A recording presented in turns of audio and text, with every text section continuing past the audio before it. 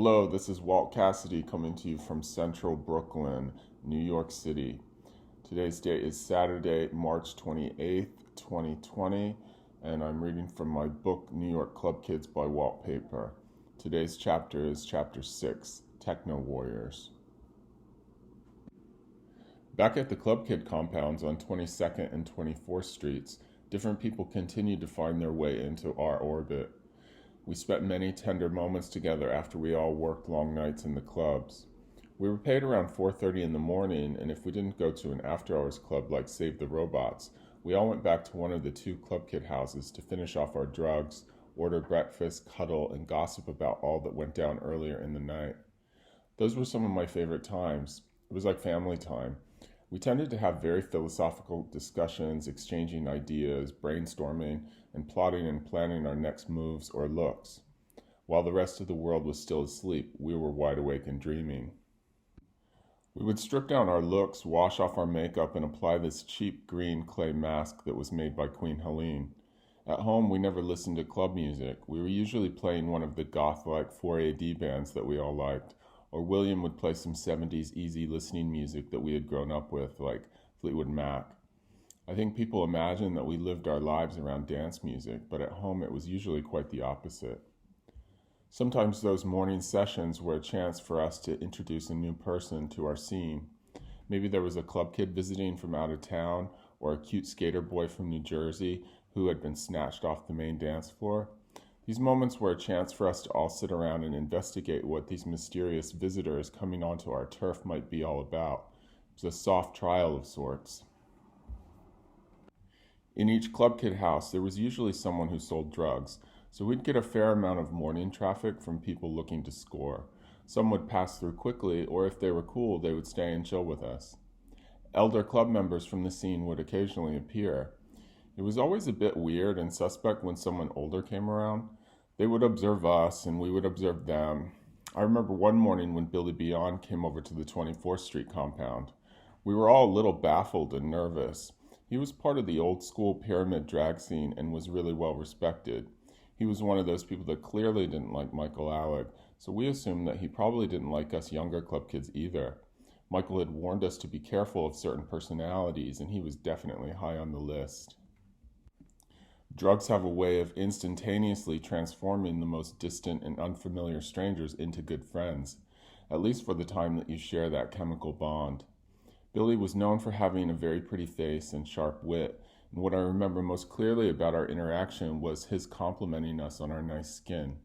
He seemed to appreciate the comical aspect of us all sitting around with bright green faces at 9 in the morning doing drugs. From that point on, we were able to get to know Billy a little better, as was later the case with Sister Dimension, who I found to be really sweet and charming.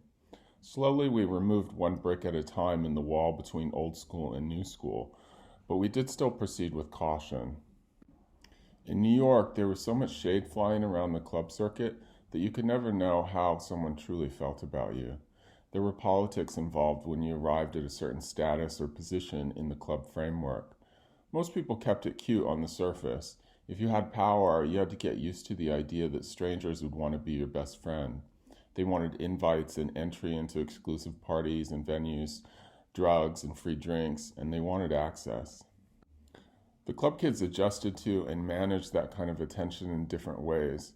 Some became arrogant with their newfound power. Some got bitchy, bothered, or jaded.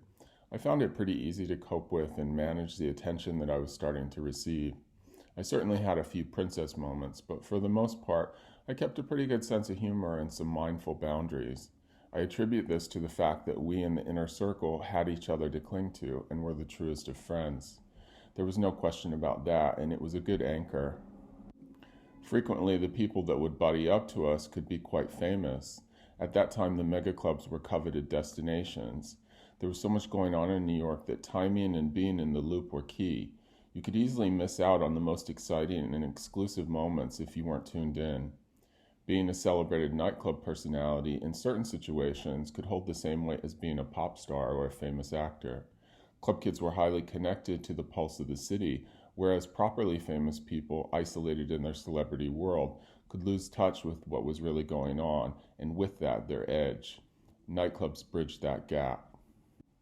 It wasn't unusual to be shoulder to shoulder with Matt Dillon at Limelight, Dolph Lundgren in the bathroom at Tunnel, or Marky Mark at Club USA. I always loved when Grace Jones was hanging out. She seemed to be into Italian guys and would usually have one in tow. One night at Disco 2000, I found myself up in Kyoki's DJ booth doing coke with her. Afterwards, we went down to the main dance floor to dance. One of the more aggressive characters on the scene was a plus-size Latin trans girl named Stephanie Strawberry. she, she was actually shaped like a giant strawberry, so her name was fitting. She got a kick out of invading people's physical space and throwing them off point. She'd appear out of the shadows, aggressively shove her fingers in your crotch, and then pretend to smell them afterwards with a grimace. I knew that she was joking around, so I found it quite amusing. Some people didn't know how to take her, since she was built like a football player. She could be rather intimidating to strangers. While I was dancing with Grace, Stephanie launched into one of her attacks, the targets being Grace's date. They were slightly amused at first, but Stephanie often didn't know when to let up. Grace called over security and had her quickly thrown out of the club. Then she turned to me and said, "I like her. I like tough broads, but she was getting too close to my man, so she had to go." Another celebrity who was frequently on the scene was the Icelandic singer Björk from the Sugar Cubes. We all met her at the Level 27 parties at Palladium. Björk was a close friend to Little Kenny and started hanging out from time to time with the club kids when she came to New York to promote the Sugar Cubes' last record. She adored Little Kenny and was always willing to get down in the trenches and party hardcore with the club kids. She invited us all to dance on stage with the Sugar Cubes at their final concert in New York at Roseland before the band broke up and she went solo. Little Kenny was always pulling us in to participate in different events that she was doing, from promotional events to concerts or dinner parties. A group of us attended the 1994 MTV Music Awards with Björk, which was quite fun. Her first solo album was a huge success, so a lot of energy was swirling around her at that time. French director Stéphane Sednouy was also in our group that night at the MTV Awards. I had met him before and had even appeared in a few of his videos for people like MC Solar and Nena Cherry. I was pleased when I found out he was dating Björk. They made a cute couple, and we had some really fun nights clubbing together. Stéphane directed the video for her track Big Time Sensuality. He hired a giant flatbed truck to drive around New York City for the shoot, like the Rolling Stones had done for their song Brown Sugar in 1975. A handful of us, including Little Kenny, Carlin, the It Twins, and me, were asked to participate in the shoot. Stéphane filmed us dancing around on the back of this truck. Afterwards, we all stopped for lunch at the famous Cat's Deli on Houston Street and ended up being photographed and added to their wall of celebrity customers. In the end, the club kid footage was cut from the video and only Björk remained, but we had a fantastic time that day nonetheless. Over at Limelight, Desi and I met two young Colombian skater boys from Queens named David and Joe. They were short, especially in comparison to Desi and I, who were well over 6 feet tall. Desi lured David into his web, and I became quite sweet on Joe, who not long after began to stay with me on 22nd Street pretty frequently. I still had very little experience with dating. At that age, everyone was fluid and in the process of discovering themselves and their sexual preferences. Experimenting is natural, but what I came to learn is that some people were experimenting, some people were running away from themselves, and some were just pulling stunts. The whole partially gay thing that some boys presented was so weird and confusing to me. When I finally started hooking up with the occasional guy, I was nervous enough just having sex, but throwing in fractured intentions made it even more complicated. That being said, I do believe that like attracts like. I was an extremely androgynous creature who blurred many lines, so I can't really complain about attracting people who also had blurry identities and desires. Many people who are androgynous, trans, or drag know the type of guy who wants to have sex with them, but they don't allow themselves to indulge in the tender aspects of intimacy. It's one thing to have sex, but a whole other thing to kiss or sleep over. Every guy that I met had different cutoff points. Sometimes I would get off with someone, and they would run out the door, marinated in panic and guilt. Whatever their cutoff points were, these boys made me feel weird and usually disappointed. If not physically, then certainly emotionally. If I slept with someone, I usually really liked them. I didn't sleep with people just to get off, and I didn't get off with people that I wouldn't want to sit around and have a conversation with afterwards. Needless to say, my feelings were often hurt and confused. Joe at that time was dealing small volumes of cocaine. Nothing big, just a side gig for some money. Dealing drugs wasn't so shocking in our world. Everyone seemed to be selling something in those days. Messing around with me afforded him easy access to the big clubs, possible clients, and a place to stay in Manhattan so he didn't have to travel back to Queens in the early morning. For me, the idea of having a cute drug dealer boyfriend was really sexy and edgy. Who doesn't like a bad boy, right? Once he brought a gun home and put it under the pillow where we slept. I, of course, thought it was the hottest thing ever. It was kind of scary, but I had grown up around guns. My dad was a veteran and always slept with a loaded gun hanging off the side of the bed. My Aunt Ernie carried a gun in her purse and even shot one of her ex-husbands. Sorry. Joe and I had some really nice times together staying at home, taking E and getting off. During the day, he would skateboard up and down the block with our friends from the clubs, and I would sit on the sidewalk watching like a loyal girlfriend. It was all magnified in my young mind as this major relationship, but it really wasn't. I just had nothing to compare it to at that point because I had never had a proper boyfriend. Joe never officially signed on for that role, but I wanted to believe that he had because I desperately wanted that experience. Even though I was quickly gaining a name for myself in nightlife as a club kid, I was still so incredibly young and naive in my personal life. Joe was really unpredictable. He would disappear, come back, and disappear again, always working some angle. He had grown up in New York City, so he had that intuitive hustle in his blood. Eventually, he became interested in DJing and changed his name to DJ Joski. He bought some Techniques turntables with the coke money and started honing his skills in my apartment. After leaving for what seemed like a long time, he finally came back and managed to find a way to move into the second floor of the 22nd Street apartment, which eventually became the raver floor. He started dating this chick who used to sell kitty toys and jewelry at the clubs, so she camped out at our place too. Lila couldn't stand her, and many of my friends felt that Joe had pretty much just hustled me and fucked with my feelings. There was nothing that could really be done about it. I don't believe Joe ever intended to hurt or manipulate me. He was just very young, like the rest of us, trying to manifest his dreams and goals. While the whole situation confused me, I don't recall holding much of a grudge. That wasn't really my style.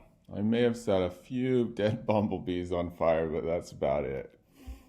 I was pretty sequestered down in the basement. I had my own entrance to my floor, so I didn't have to deal with anyone I didn't want to. Besides, wounds healed pretty quickly at that age. I was taking in the lessons that I was learning, I was chasing new experiences every night, and I was back on my feet in no time. The scene was beginning to change significantly in late 1991. At Building, not long before it was closed down permanently, there were two nights that we club kids heavily supported. On Saturdays, we would all work at DJ Kyoki's party Groove Thing. It had a house music format in which he would alternate with a selection of DJs like Dimitri from deee-lite. Friday nights were a completely different vibe at Building. The musical format was industrial, goth, and alternative. Since our work night was on Saturdays, we could sometimes go to Building on Fridays just to hang out and stay rooted in the scene that we had pretty much been created from. We would also go to an industrial party called Stigmata at Pyramid Club. It was at Building on one of those Friday nights that I first heard techno, a new kind of music being played. I remember taking to it instantly. It fit our sensibility really well, as if it was perfectly tailored for our group of club kids.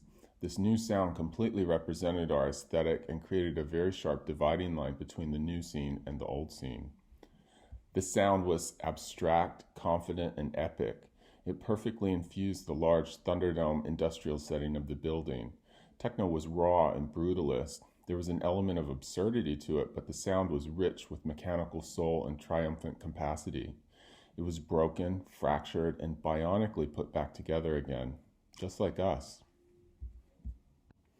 Much like the club kids, the story of techno reaches far and is filled with cross-currents, history, and nuance.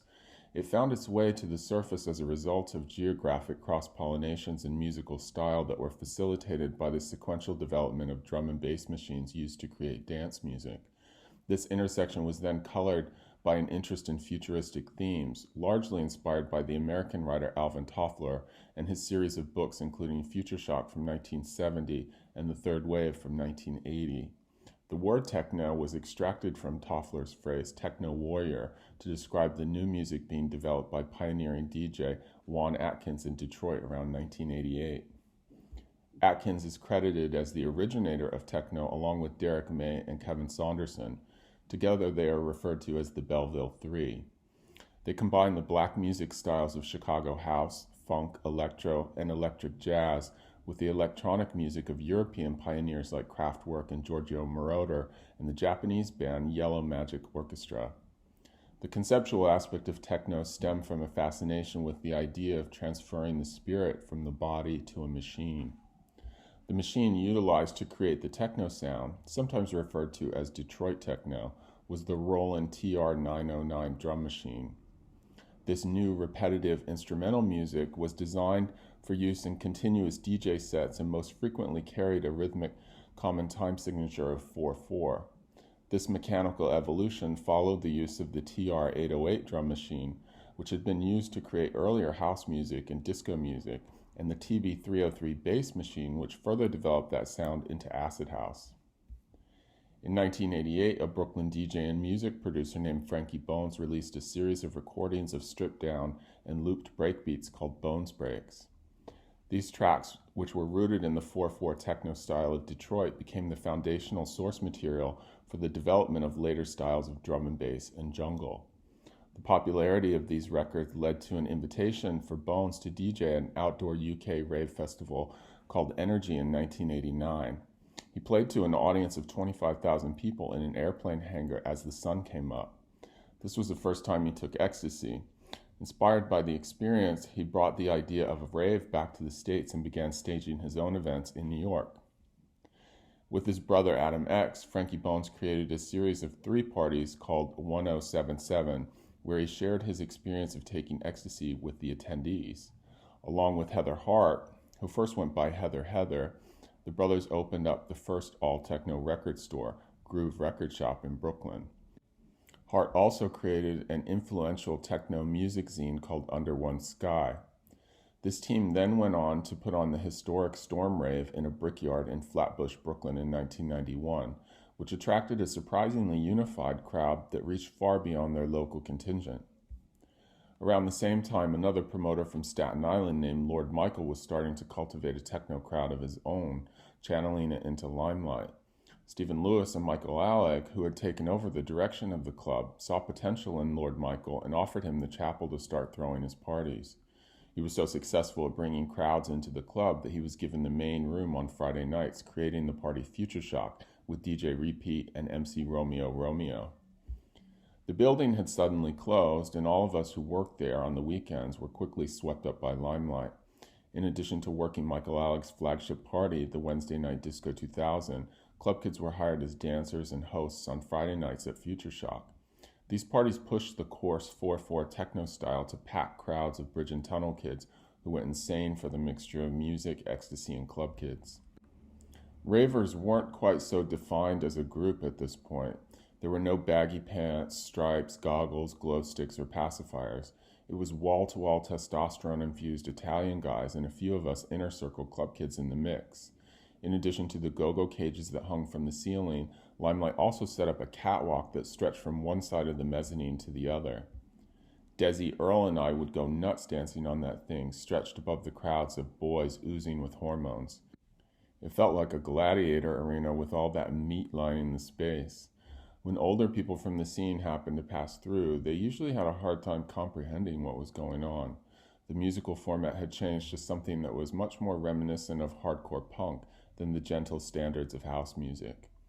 And there was the contrast of these really sexy but kind of scary Brooklyn and Staten Island guys partying with us freaky club kids. Many of those boys were like the sons and grandsons of local mafia families from pretty rough neighborhoods. I was once hired to work the door at an illegal after-hours spot that was obviously run by the mafia. Earl had hooked it up with some of the techno boys from the main floor at Limelight.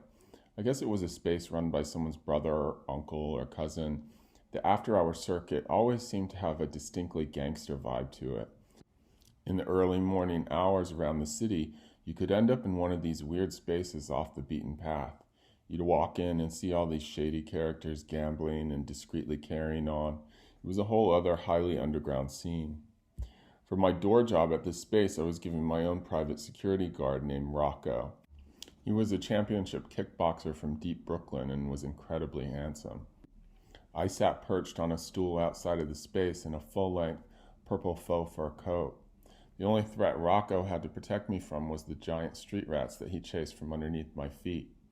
Halfway through the shift, the men in charge of the space yelled down to me to close the door with the familiar, "Yo, Waltpaper!" When we went upstairs, these gangsters cut out huge rails of coke on the table for us to snort. I remember taking a mental pause in that moment to observe the visual dynamics of the situation. Here I was with my completely insane club kid look, antenna hair, giant hoop earrings, platform shoes, and a Dayglow faux fur, standing in the company of these guys who looked like they were straight out of Goodfellas. House music started to be delegated to specialized venues or was kept exclusive to certain nights of the week, like Thursdays for the fashion crowd or Sundays for the gay boys. Hardcore techno was clearly the new school, and it was bringing in tons of money and traffic to the Gatian clubs. Everything seemed to be amped up on steroids, including the music, energy, and the drugs. Nightlife experiences began to feel biblical and apocalyptic, as if we were part of some decadent moment in history like the days of Babylon. Disco 2000 embraced techno as well, but DJ Kyoki approached his sets in a more colorful and psychedelic way. The experience on his dance floor felt ethereal, driven by fantasy and magic. His sets were sophisticated and transcendental. Future Shock was dynamic in its own way, but it was more barbaric, fleshy, and animalistic. Kyoki was highly regarded by everybody. You could tell that all the young DJs respected him because they were always lingering around the booth, studying and taking in the records he was playing. DJs at this time were widely loved and even worshipped, but they still operated as structural components of the nightclub experience. They didn't have spotlights on them, and they weren't performing or dancing around, tapping on a laptop and twisting a couple knobs as they do now. This was pre-digital, so most of their attention, if they weren't mixing or gauging the crowd, was spent digging through heavy boxes of vinyl records to set up the next song. It was an analog world, and DJing was a physically intensive job. They had to manually piece together the sound with their hands, every sonic gesture cultivated, timed, and shaped to perfection. It's important to note the influence of a collective called Underground Resistance on the early days of techno. The collective was formed in the late 1980s by Robert Hood, Jeff Mills, and Mad Mike Banks. Often compared to Public Enemy, this fiercely independent group sought to engage with and uplift lower-class African Americans in Detroit through the sounds of techno. Even though techno was becoming a mainstay in these eccentric yet highly commercial New York City clubs, the temperament and undercurrent of the techno sound remained informed by the conceptual ethics of the underground, which were anti-mainstream. I remember seeing Armin van Helden regularly on the main dance floor at Disco 2000. I noticed him because I thought he was really cute, but I don't recall ever speaking to him. He was always alone and never seemed to socialize with anyone. I would be having these outer-body experiences while dancing, bugging out in one way or another, and I'd turn my head and I'd see him standing on the sidelines watching the dance floor. I absolutely loved his song Witch Doctor. I felt like that particular song was the soundtrack to my specific identity within the club kids during that phase. I was definitely the tribal witch of our group, always half naked and dripping in African beads and shells, with my erect tendrils of hair whipping through the air. Certain songs appeared as signatures of different personalities. We would all go bonkers dancing all night long, but there were particular numbers that each person would shine to. One of the songs that I associated with Earl, for instance, was Human Resources Dominator, a track that was comprised of a winding kinetic loop that would slice through you like a chainsaw. Earl's whole head would be covered with protruding metal nails like Hellraiser, and he would be sweating and thrashing away in a cloud of smoke high above everyone's head. When Kashmir's Coffee Pot, also known as the Percolator song, would come on, Desi could be seen bouncing and bopping in the center of the crowd. He'd be wearing a bodysuit, a fitted hood, and a tutu that he made out of Tinker Toys. It's funny to realize that Desi was giving a Teletubbies effect years before the hugely popular children's show was created in 1997. The techno song that most defined the operatic scale that we were experiencing in these giant nightclubs was Apotheosis O Fortuna, which sampled from the Nazi composer Karl Orff's medieval opera Carmina Burana. It would often be played at the peak moments on the dance floor at Limelight, and there was nothing more cinematic. The fact that we were dancing in a real church with projected light coming from multiple stained glass windows and smoke machines bombing all around certainly helped inform that effect. Aside from the staged aspects of the space, it really did feel like we were moving through some type of otherworldly magical vortex. Underneath the protective religious architecture of Limelight, we were burning at the core of what seemed like an entire magnetic field, or the center of the universe. Not too far into the techno experience, proper ravers started to appear alongside a new core group of personalities. In addition to Zoe, who was a UFO daughter to Desi and me, some other reoccurring faces were making their presence known at Limelight. One was a white guy with dreadlocks that were tied into ponytails on top of his head, which looked similar to my antenna hair. We started making regular eye contact and would smile at each other and sort of telepathically connect while dancing on the main dance floor. It felt a little bit like I was looking into a mirror at my younger brother. I couldn't help but notice his beaming positive energy, and soon after confronting him, we became fast friends. He was a Boston import and went by the name Mello. Mello was friends with another straight guy from Staten Island named Paul Papa, who was tall and skinny with a distinctive New York City swagger and a heavy accent. Paul would wear Kangol hats and other classic urban gear, and he always had a really good haircut. He was one of those straight guys who was always tapped into what was going on in the city and didn't seem to have any hang-ups. He liked hanging out with interesting people and, like a true New Yorker, was down for anything. Zoe, Mello, and I all connected heavily through our love of dancing, which we were always doing. I don't remember Paul dancing so much. He was mostly just hanging out, being the big papa. They were a very confident crew of strong personalities and became my main friends and family within the incoming scene. This was a transitional moment just before the arrival of a swarm of high school-age kids that would come to be known as ravers. Another popular club kid activity, one that was infused with the exciting notions of obstacle and breaking the law, was the Outlaw Parties. They were originally created by a promoter named Vito Bruno in the 80s amidst a city landscape that was saturated with abandoned buildings and spaces. Bruno catered to a primarily Latin crowd, and his outlaw parties were designed to be all-night affairs, left hidden and undisturbed by the police. Michael Alec, with the support of Stephen Lewis, would come to adopt the idea of these outlaw parties and make them a staple part of the club kid experience. Alec and Lewis strategized differently than Bruno. They sought to use the outlaw party format to create a flash of energy and hype that would then be directed towards whatever nightclub they were working, often on nights when there was no other talent booked to draw attendance. These parties were not planned to last all night in hidden spaces, but instead were staged in high-traffic public locations. This ensured the dramatic arrival of the police, who would bust the party and leave its attendees excited and looking for somewhere else to go. That somewhere would be a party promoted by Alec at a venue like Red Zone or Limelight. Outlaw parties were usually staged before a club opened, but sometimes after hours on occasion. A secret location would be designated, like a donut shop or a subway station, and a crude photocopied flyer would be made listing every notable personality from the scene and giving specific directions, including a time to show up. Once everyone swarmed onto the designated spot, a makeshift open bar would be set up on a cardboard box or whatever was available, and Kyoki would appear with a giant boom box to play the music. Everyone would rush to get a free drink and maybe dance a little bit or make some noise. We'd marvel at the locals, or they would marvel at us, often asking questions about why we were all dressed up and loitering in an absurdly pedestrian location. We would wait in excitement and see how long it took for someone to call the police. Sometimes if no one else did, Stephen Lewis would make that call. One way or another, the flashing lights and sirens of the cop cars would appear, and we'd all drop our drinks and run for the nearest nightclub, where we would reassemble around another open bar.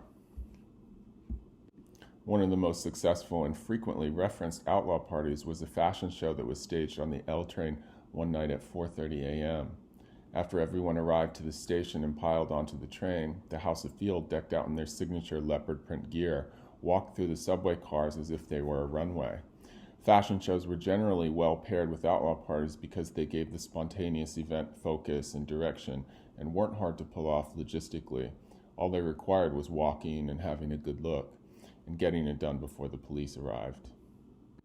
Another signature outlaw party was staged on the massive steps of the post office on 8th Avenue, just near Penn Station, on Tax Day. In addition to being something fun to do, the events offered great photo opportunities in interesting and unconventional settings. The photographers' flashes would pop off all around, adding to the excitement and providing a strobing spotlight. Media video cameras would rush around to capture the action. Frenzy was the hallmark of any successful outlaw party. It's interesting to consider these events as precursors to the popular sensation of flash mobs, which first began in 2003. This is yet another example of how the club kids were pushing ideas well over a decade before they would infiltrate post-millennium mainstream culture. In addition to Frankie Bones and Lord Michael, a young lighting designer and promoter named Scotto was instrumental in facilitating rave culture in New York. His first job upon arriving to the city from Baltimore was to be a promoter at Palladium. After dating DJ Andy Anderson, he was hired to assist lighting designer David Wolf at Red Zone, who became an important mentor figure to him.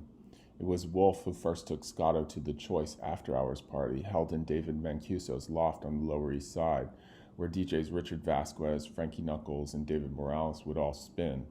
This would be an important reference for the events that Scotto would come to produce in the early 90s. Scotto also became close with DJ Dimitri of deee-lite, who spun on Thursday nights at Red Zone.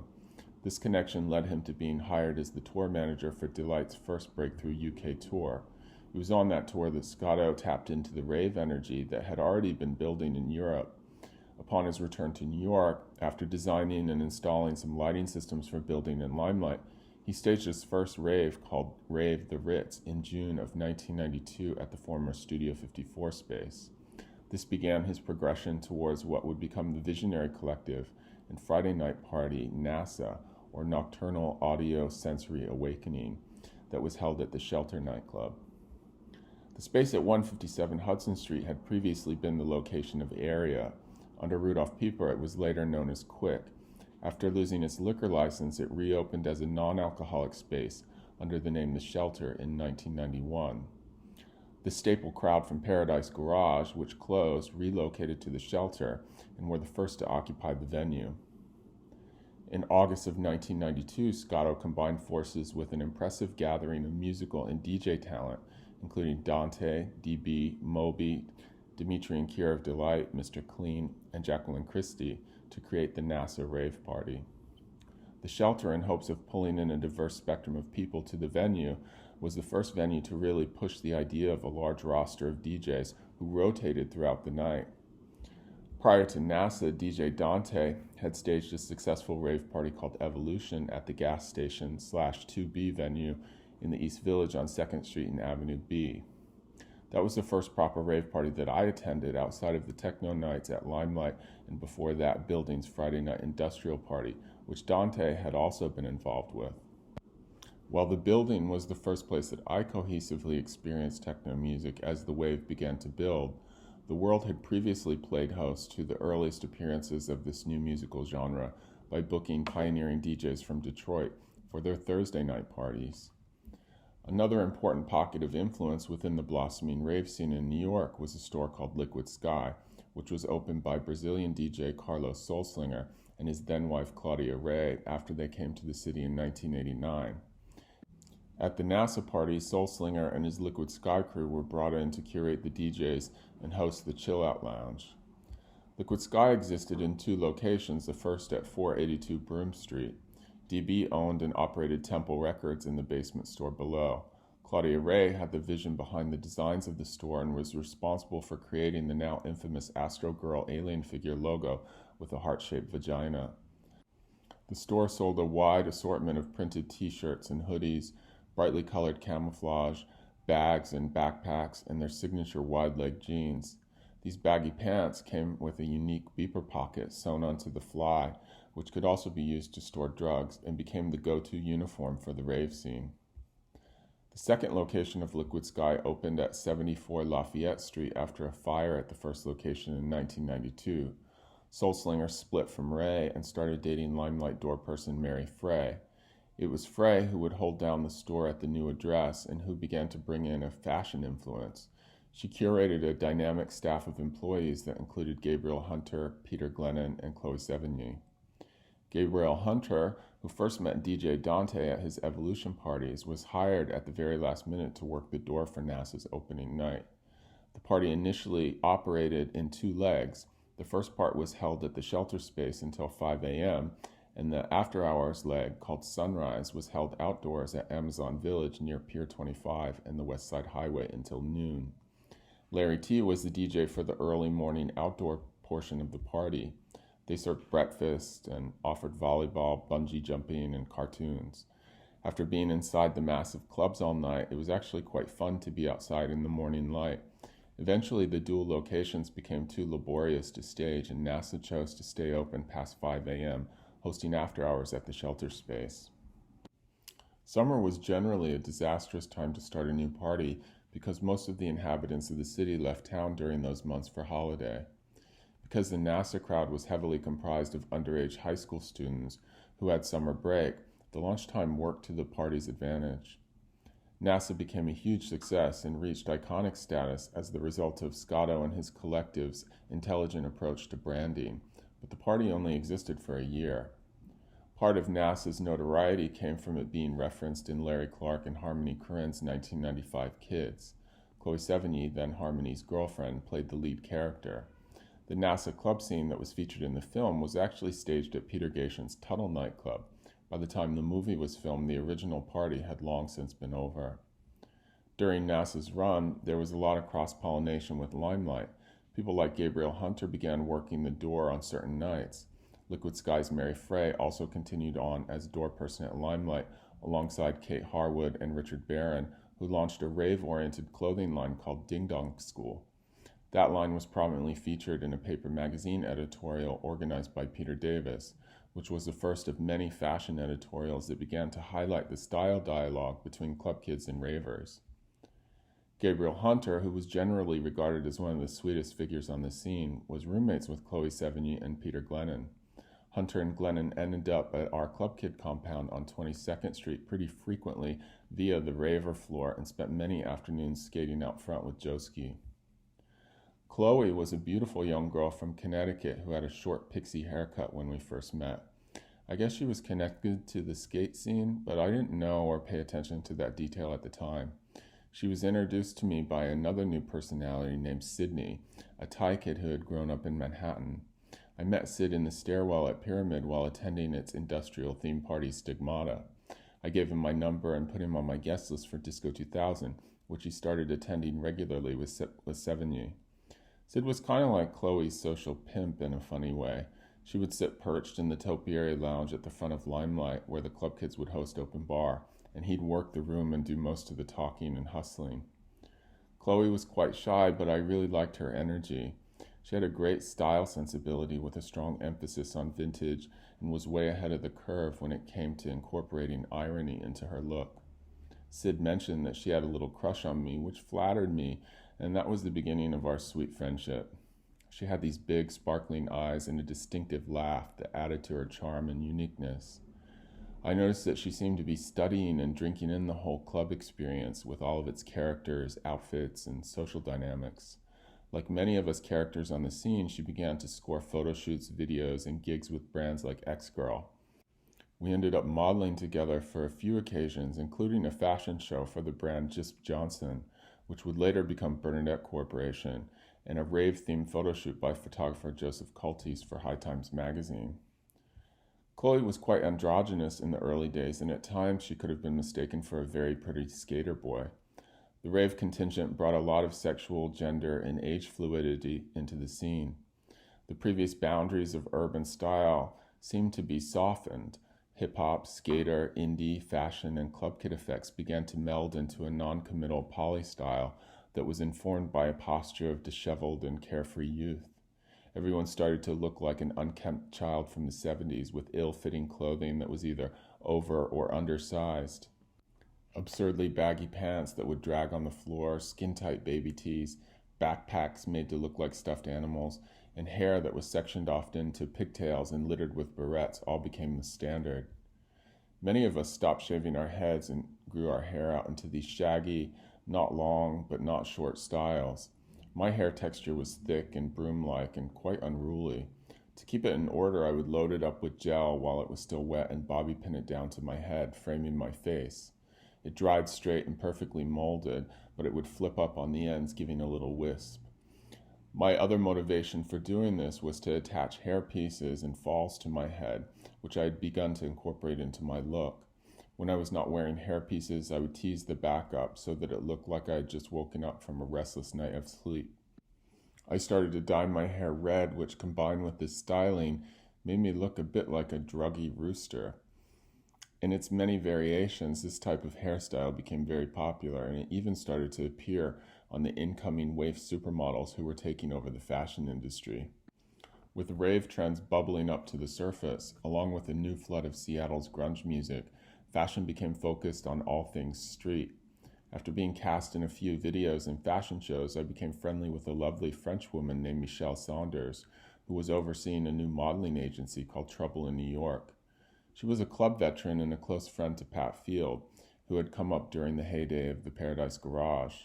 She saw that there was a new demand for street models in the industry and brought Genitalia, Carlin, and me into her new agency. What I loved about Michelle was that she saw that my artwork and illustrations were an important part of my package. It wasn't just my style and the way that I looked. She didn't waste my time by sending me on general castings like a real model. She worked to connect me to photographers with whom I could share a collaborative and an artistic experience. It was through Michelle that I came to meet French photographer named William Laxton. The two of us immediately had an effortless and inspiring connection. Soon after we met and had our first shoot, I introduced him to William, with whom I was starting to spend a lot of time. The three of us made a couple different portfolios together, which ended up being exhibited at the Louvre in 1994 to coincide with the spring 1995 fashion collections. Out of pure coincidence, a handful of us club kids were invited to Paris that season to make an appearance at Le Queen nightclub. We had done a number of club tours to various cities in the States, but this was my first time traveling to Europe.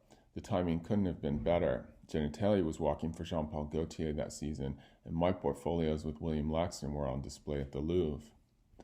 The energy and opportunities were swirling all over the scene, and everyone seemed to benefit from it. Life was kicking into high gear. Fashion, music, and street culture were having this wonderful dialogue, and there was no shortage of entertainment and resources. The nightclubs were packed full of people, and we were all together. New York City was thriving.